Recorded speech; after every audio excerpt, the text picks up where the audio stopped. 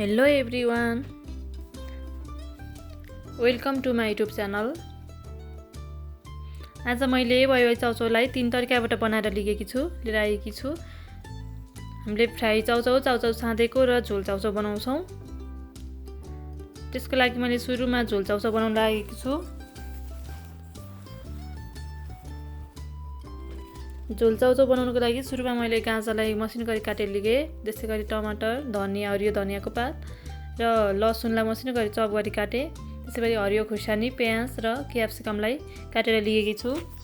अब हामी कराईलाई बसालेर यसमा 2 चम्चा जति तेल राख्छौँ र तेल तातेपछि हामी जिरालाई फुराउँछौँ। जिरा फुरिसकेपछि यसमा हामी प्याजलाई राखेर चलाउँछौँ।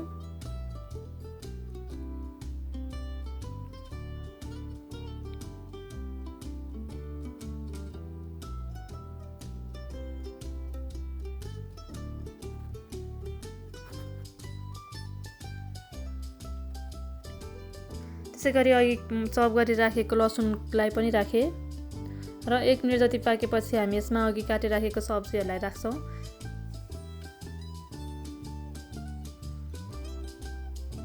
हरियो खुर्सानी, क्याप्सिकम र गाजरलाई राखेर अब मिडियम साइजमा हुनुपर्छ। ग्यास चाहिँ मिडियममा हुनुपर्छ।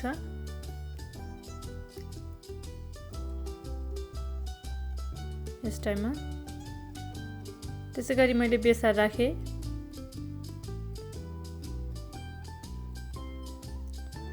नुन राखेँ स्वाद अनुसार।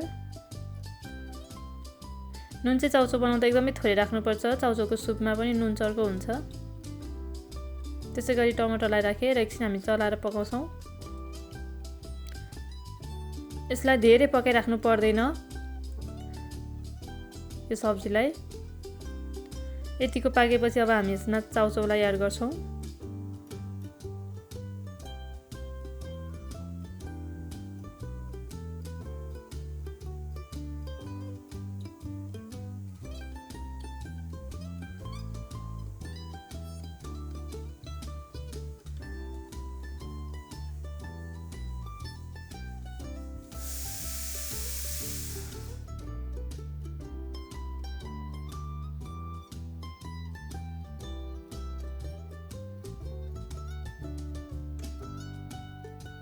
चाउचाउलाई एड गरिसकेपछि एकछिन चलाएर अब हामी यसमा पानी राखिदिन्छौँ।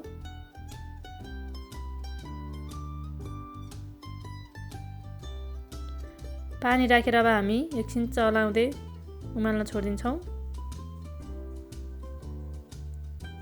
त्यसै गरी चाउचाउमा आएको सुपलाई राखेँ मैले।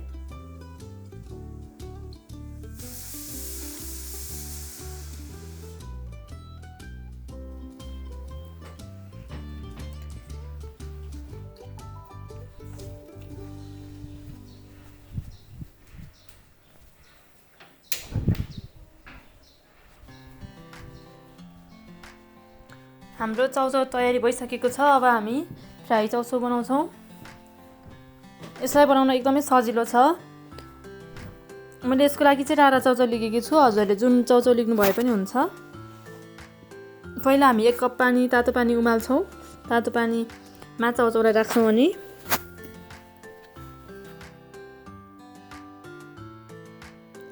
र यस चाउचाउलाई पाक्न दिन्छौँ हामी। यसलाई पकाउन एकदमै इजी छ। एकचोटि तपाईँहरू पनि पक्कै ट्राई गर्नु होला। एकदमै मिठो हुन्छ यसरी बनाएको।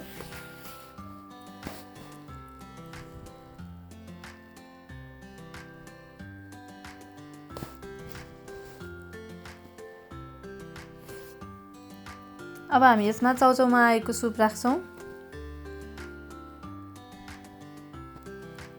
चाउचाउ लगभग पाकिसकेको छ। यदि पानी धेरै भयो, तपाईँहरूले राखेको पानी धेरै भयो भने पानी फालेर अनि त्यसमा पानी फाल्न सक्नुहुन्छ। त्यसपछि मैले 2-3 चम्चा जति दुध राखेँ। यसलाई बनाउन एकदमै इजी छ तथा मिठो पनि एकदमै मिठो हुन्छ। त्यसै गरी घिउ राखेँ। आधी चम्चा तपाईँहरूले बटर पनि राख्न सक्नुहुन्छ।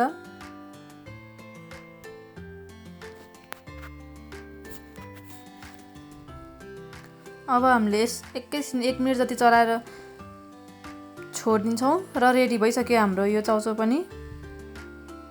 मैले चाहिँ पिरोको लागि घरमै बनाएको चिल्ली पेस्ट राखेँ। हजुरहरूले धुलो खुर्सानी राख्नु सक्नुहुन्छ।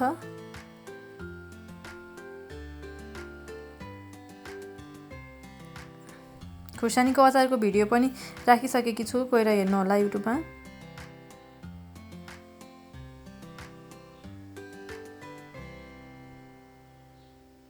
हाम्रो चौचौ तयार भइसकेको छ। अब हामी चौचौ वाइवाईको साँधेको चौचौको बनाउँछौँ।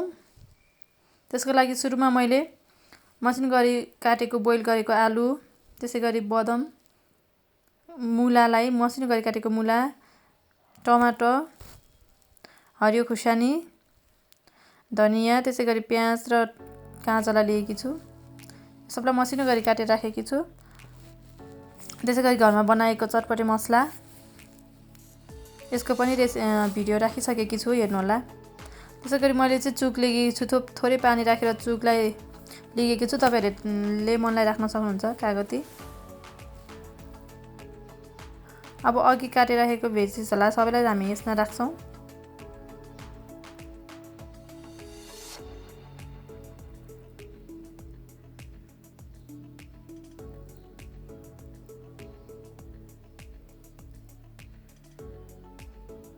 र चौचौलाई राख्छौँ हामी। यसरी साँधेर बनाएको चौचौ एकदमै मिठो हुन्छ। चौचौको सुप पनि राखेँ।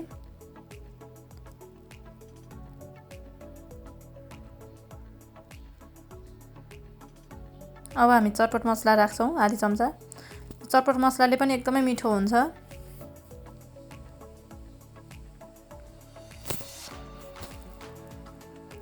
अब हामी नुन राख्छौँ। त्यसै गरी चुकलाई राखेँ।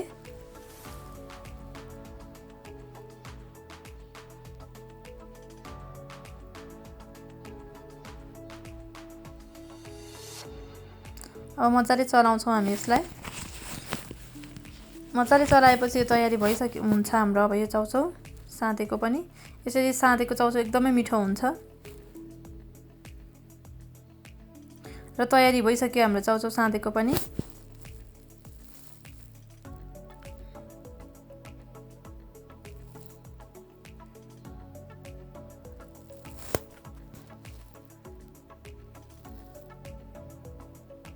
र हामीले चाहिँ यसरी बनाएर खायौँ, एकदमै मिठो भएको थियो। तपाईँहरू पनि तयार